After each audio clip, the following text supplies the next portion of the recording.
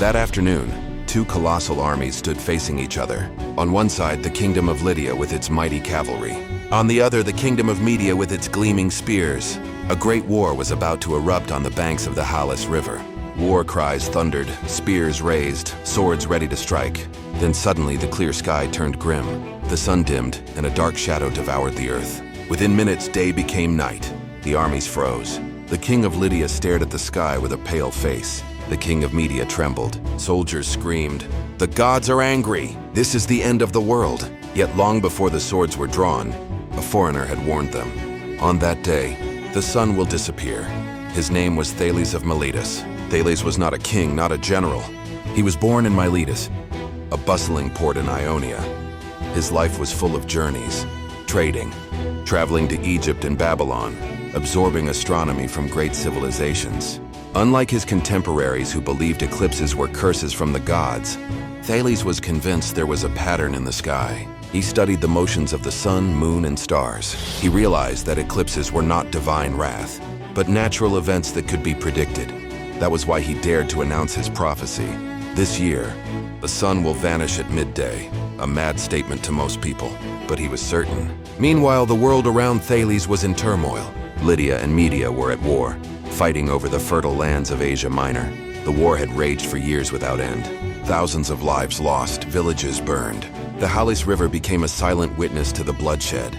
Both kings were stubborn. To them, there was no option but absolute victory. So in 585 BCE, they faced each other once more on the battlefield.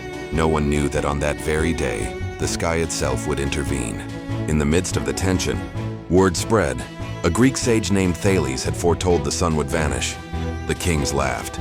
How could a mere man predict the will of the gods? But the prophecy reached the ears of the nobles. Some dismissed it, others grew uneasy. If it proved true, the heavens would decide who was wrong. Thales himself was not on the battlefield, yet his words had already become a ticking time bomb. That morning, the armies of Lydia and Media prepared. Trumpets of war shook the air. Swords raised, banners flew. The earth trembled beneath galloping horses. The air was hot, dusty, thick with tension. No one cared about the prophecy of some foreigner.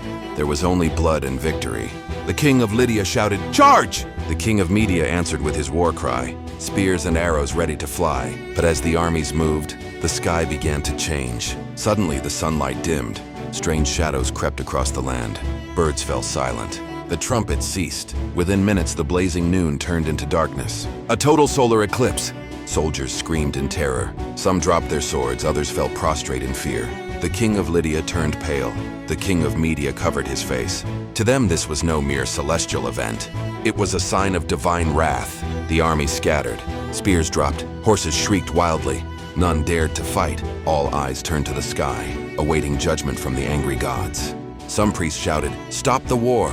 This is a divine warning. The scene shifted from fierce battle to mass panic. And in the midst of the chaos, Thales' prophecy echoed. He had been right. He had warned them all. The kings of Lydia and Media finally met. Both trembled, realizing their war had been halted by the heavens. They agreed to end the conflict. A peace treaty was signed on the banks of the Halys River.